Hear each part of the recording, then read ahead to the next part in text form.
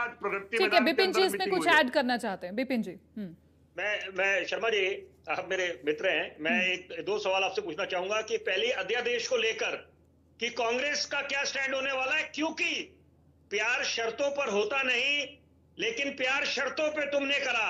ये जब 23 जून को बैठक हुई पटना में, तो वहां पर शर्तें रखी गई, प्री कंडीशन आम आदमी पार्टी की तरफ से। और ये आम आदमी पार्टी कौन है? जिसने सही मायने में, ये मैं चाहूंगा आप मेरी बात सुने, सही मायने में भाजपा, आप लोग तो खुशी मनाते हैं कि भाजपा को शिकस्त दी है आम आदमी पार्टी ने, इससे आपको तसल्ली मिलती है, लेकिन सही मायने में करारी हार तो कांग्रेस पार्टी को मिली है दिल्ली में विधानसभा में और पंजाब में। वहां पर सत्ता किसकी गई है? वहां तो जीता हुआ मैच कांग्रेस ने हारा है। कि वहां पर क्या जरूरत आन पड़ी थी कि कैप्टन अमरिंदर सिंह, जिन्होंने राजनीति में अपना जीवन खपा दी है, कि वहां पर उनको आपने नजरअंदाज करा। और वहां पर वो तो जीता जिताया मैच दे दिया, सेल्फ गोल था कांग्रेस का। जो आज आम आदमी पार्टी सत्ता पे काबिज है, अच्छी बात है, सबको मौका मिलना चाहिए। बहरहाल मेरा सवाल ये है आपसे, पहली बात तो अध्यादेश को लेकर, दूसरी बात जो है नया फैशन चल पड़ा है, सारे राजनीतिक दल करते हैं, भाजपा भी, कांग्रेस भी, आम आदमी पार्टी भी, सपा भी, टीम ए टी बी बोलते हैं। यहाँ पर विचारधारा है किसकी? मैं एक आम आदमी के दृष्टिकोण से पूछ रहा हूं, पत्रकार से पहले मैं एक आम आदमी हूं, देश का नागरिक हूं।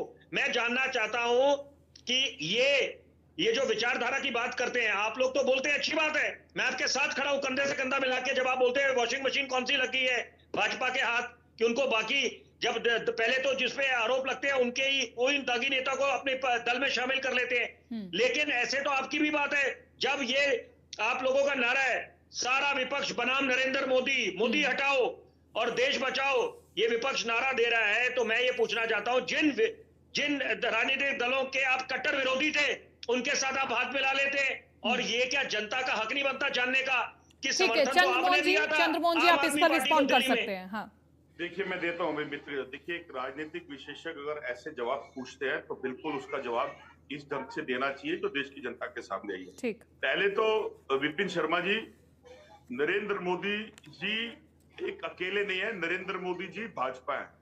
अगर आप ये कहते हैं कि नरेंद्र मोदी भाजपा नहीं है, तो भाजपा के नेता से कहलवाइए कि नरेंद्र मोदी भाजपा के आदमी नहीं है। तो ये कहना बंद कर दीजिए कि सारा विपक्ष नरेंद्र मोदी के खिलाफ है। नरेंद्र मोदी जी के खिलाफ नहीं है, भाजपा के खिलाफ है।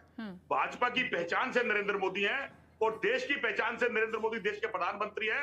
आप और हम भी जिस दिन कभी इस पद पे पहुंचेंगे तो हमारी पहचान पहुंचेगी। ठीक है, अब दूसरे मुद्दे पर कैसे आप सबके साथ हाथ मिलाएंगे? मैं आप टेबलेट उड़ा दूंगा। देखिए, सिद्धांतहीन और सिद्धांतहीन और सिद्धांतवादी दो शब्द होते हैं जो आपने पढ़े होंगे, मेरे से ज्यादा बुद्धिमान है। सिद्धांतवादी व्यक्ति अगर सिद्धांतहीन बातें करे तो उसके ऊपर 4 उंगलियां ज्यादा उठती हैं। और वो बात भाजपा ने 2014 से एक नैरेटिव बना के कांग्रेस को सिद्धांतहीन कहा, विपक्ष को सिद्धांतहीन कहा। लेकिन उस गंदे टब के अंदर पूरी तरह से सफेद कपड़ों पे काला पोतने के बाद और शीशे के ऊपर खड़े होकर अपने दाग पे पाउडर लगा लो, और आप जैसा भी मित्र अगर ये बात कहे कि भाजपा सिद्धांतवादी है, तो आपको सोचना पड़ेगा इस बात के लिए।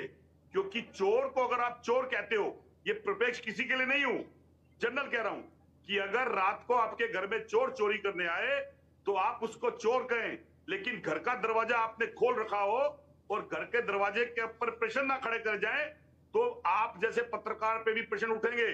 क्योंकि मैं प्रश्न इससे नहीं कर रहा हूं कि मैं कांग्रेसी हूं, मैं प्रश्न इसलिए कर रहा हूं, मैंने तो दोनों की बातें करी। चंद्रमोहन जी बहुत इजीली, बहुत ही अपने कंफर्ट जोन के मुताबिक सवालों से भटक गए।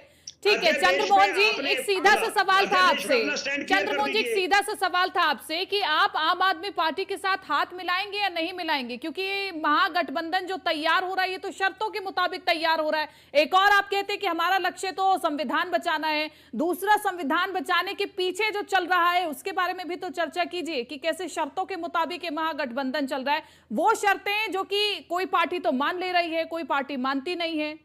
आप आम आदमी पार्टी के बारे में क्या स्टैंड रखते हैं?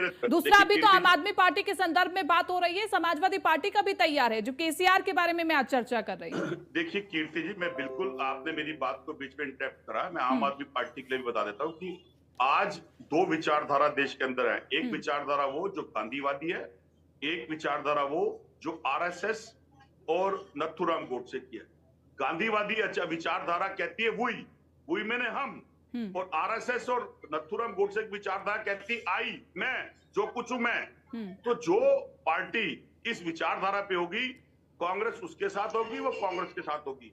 अध्यादेश लेकिन अगर आप वी की आप वी की विचारधारा रखते हैं तो आम आदमी पार्टी, केसीआर, ममता बनर्जी, आप इन सबको साथ लेकर के चलिए। सवाल का जवाब मिला नहीं है, वो आपका हक है। मैं भी चर्चा में आना अध्यादेश के चाहूंगा। ऊपर आम आदमी पार्टी के मैं साथ भी चर्चा में आना चाहूंगा। गठबंधन नहीं है। अगर कोई पत्रकार, मैं एक सवाल, कीर्ति जी बस 10 सेकंड। विपिन जी, मैं आ रही हूँ रोहित जी, लेकिन विपिन जी बोलिए बात फटाफट। करी शर्मा जी, 1 मिनट, मैं 1 मिनट आग्रह करूंगा बड़े विनम्र पूर्वक।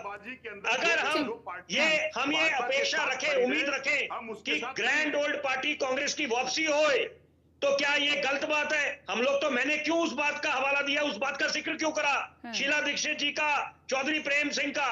अगर आपको हर एक मंच से एक तरफ हिंदुस्तान G20 की मेजबानी कर रहा है, ऊपर से कांग्रेस के अलग गुट बन जाते हैं G22, G23, तो जब आपके अच्छे खुद के कद्दावर नेता नाराज हुए थे, अभी वर्तमान में क्या परिस्थिति है वो तो आपकी पार्टी खुद जानती है बेहतर। लेकिन मेरा सवाल यह है कि अगर आपको हर एक मन से यह जताया जा रहा है कि आप संगठन को मजबूत करें, महज बोलने से काम नहीं चलने वाला, ठीक है, संगठन को मजबूत करना होगा। चंद्रमोहन जी, आपको इस पर भी चर्चा करनी होगी। बहरहाल मैं लौटूंगी आपके पास। रोहित जी, रोहित